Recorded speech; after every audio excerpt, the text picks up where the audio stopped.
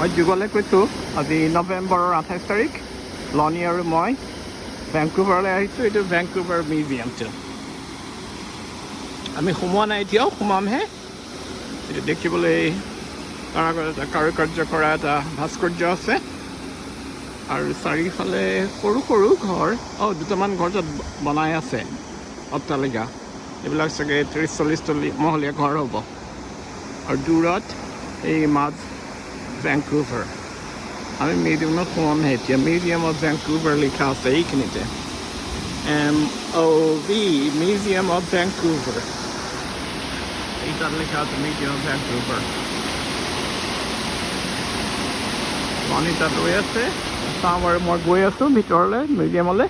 দেখা যাওক কেনেকুৱা বস্তুটো সোমাই চাম তাৰপিছত বোধহয় টিকেট কৰিব লাগিব টিকেট কৰিব লাগিব সোমাবৰ কাৰণে গতিকে মই খোজকাঢ়ি গৈ আছোঁ ভিতৰলৈ সোমাই চাম কেনেকুৱা হয় এইটো মিউজিয়াম অফ ভেংকুভাৰ লিখা আছে পানী ফোৱাৰা এটা লনি আগত ৰৈ আছে